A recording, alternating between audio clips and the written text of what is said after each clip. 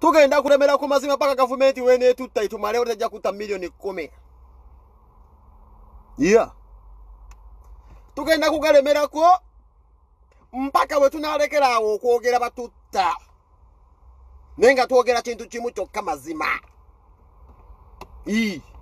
Kekanyiriro kano nodda ku mazima.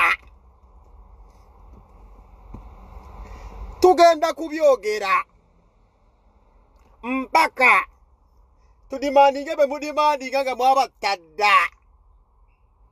Waite ennaku nga 3 mubajjeyo nti bafudde menga mwali mwabatadda.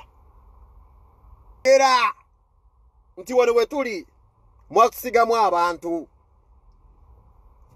Ndine gye tukolera emmotoka muzikuba ebifaananyi muti intimidating. Emmotoka zetuvuga n'amapuleti muzimanyi nti twegendeze tusirike. Tujja sigala ku mazima.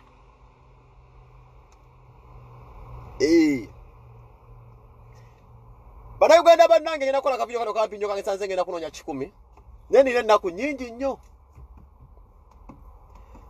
N'ennaku nti obudde bwe tuyonoona nga twogera ebintu bino ku internet abamu balowooza tusasulwa.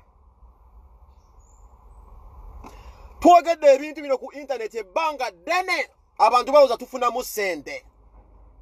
Naye nga tuyiwawo omubiri. Twava ku blogging w'okusaba obusawo bw'omuceere. Twadda ku facts. Kuba Uganda ye yeeteereddwamu abamafiya abattira ddala. Ova ku mafiya complaining nti penge wache wagwe ebbaluwa si wasula. Kuba penge abakubange wagwe ebbaluwa ze wasula. Singa ali yafadda nga mwamulesa dda abaana si musiru. Ova ku mafiya ategeko omuntu wosula ku Bulaaya ng'alinda mu kye bayita mailbox mu kabox mu basula amabaluwa agajjemu agasome ng'anoonya security number yo anoonya bikwatako. Ova ku mafiya akutuulirira awo nazzayo lipooti nti ono tasula wano. Bano abasajja babi.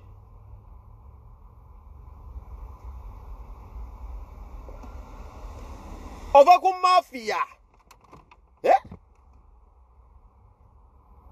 Ova ku mafiya agoberera emmotoka gy'ovuga nakyo gikuba ekifaananyi kuba amanyi wano wabeerawo kamera ojja kumanya nti baagikubidde wano ogende mu zikamera zinoonya ani yakuba ekifaananyi ekyo n'aginoonya ku Google.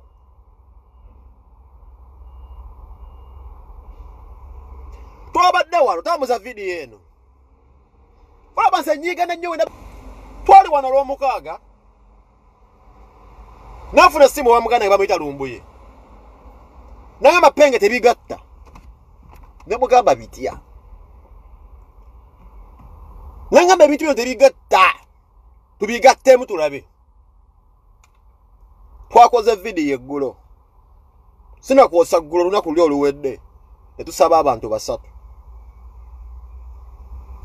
Ku live vidiyo. Kuba wano wajja okujja amazima tojja kuyiraba ku NBS. NBS ajja kuyita abantu boogere politics wabe bambadde amasuuti mu front line bagere naye abantu batta abantu. Government yalemu yakitegeera nti amazima gabeera ku social media wano we gali. Abamu bamayise propaganda. Omwami n'angamba tetuba tukola tugatte ebintu bino.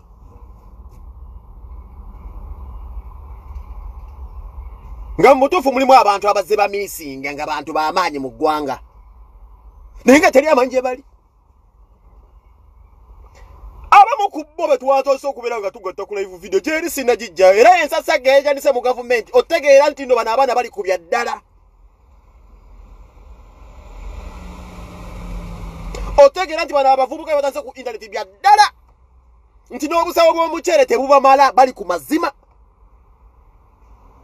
Ngenda kusooka okulabula Omunnayuganda ali wano yenna ng'akwata information yange akwata ebifaananyi by'Omunnayuganda activist n'akuba emmotoka abantu bavuga nti gweze newononzisa ngukakasa gavumenti ekola bweti nti gwe naawe bana ataliko okugatta ebya penge nga tebigatta naye gavumenti ejja kujja kuba gwe abawadde information oba gwe bawadde omulimu gw'okutemula naye balina okufunirayo kutemula mu CPO. olaba batsoka okutemula bannamagye olwo omuntu wabujja wayo bu information y'omuna Uganda ali wano ku Bulaaya naye era mbalabula tukyali ku mazima mukubanja benazo nkulamusizza mukubanja ke twabanjizaayo omuntu mwamulabye batugambye mbu leero nziramu mbu leero ze mbuyaga video kweri abamu mbalaba ne mu comment mugamba ono propaganda muganda wange waliwo ebintu ebimu bye mulina okulaba bannayuganda nga sibya bino tujja kubisanga ku TV etinga mulimu n'ababimanyi ne basirise basobola kubyogera bya address ya ku mpewo za TV tebagenda ku bya address nga temukisuubira batiira ddala waliwo gye bayita blogging bw'okusaba obukyawo bw'emmere ne blogging bw'okubikkula abantu amaaso nti ono baamutta dda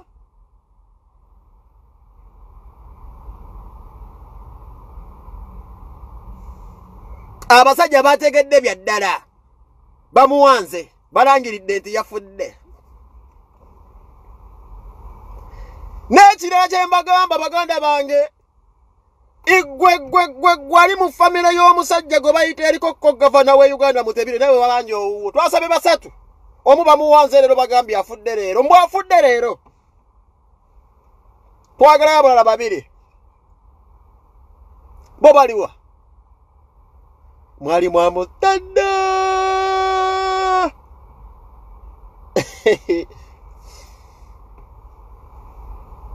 mwali mwamutadda sajja mwete mulina nsonyi nze nakakasa basajja mwe muli babi Mose Radio yafa yekyayedda nenze nfa ya Mose Radio yataka okumbeera ng'enzija mu blogging w'okwogera ku badi bulaka njogere ku bino obulamu bwange njiweewo omubiri kye natandika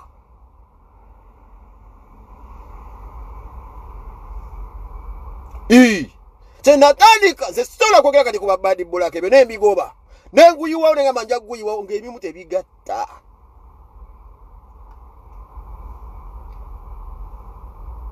nsasira omwana nze essaawa ezo mbw akolera NRM banna butanze n'okutta bajenerali baabwe be babazannyira entalo gwe kaddeidi yatakubanga na butinda tuna bakigenda mu maaso nti run for your life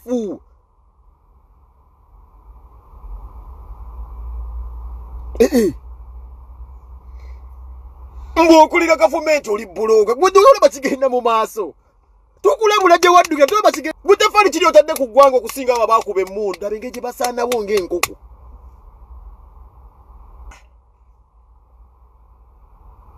tunuulira abajenerali abaganda abasaanawo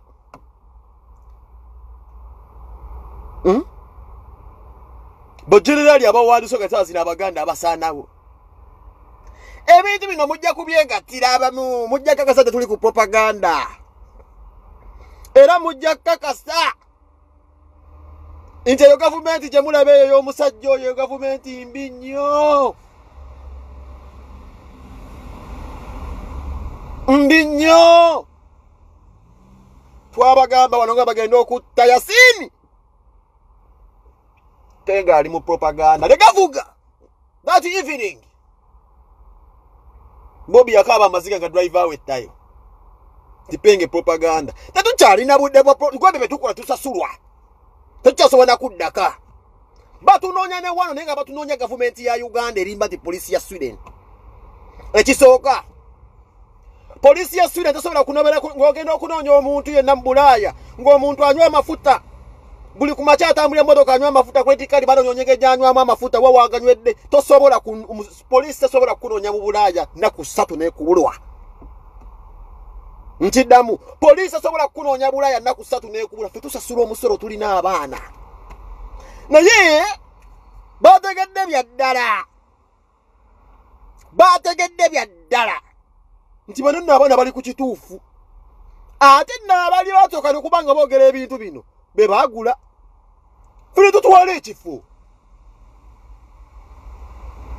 edda mwayinanga neyogera nti gundi asse munne nga fe tukyali mu bya badi bulaka versus zali tufuuse tukuusa abasajja twagadde eggwanga tulebeddeko tutanse okwegattira ebintu byaffe tetukola mu poliisi tetulina na spy yena mu state house nti atuwa information naye tugatta bugasi tetuwagenda mu masomero abagenda mu masomero sinzo tunyiza mwe mukwata ssente ngo muna Uganda atulukuka omusaayi bobi byakugamba nti emmotoka muzivugira ku malaalo.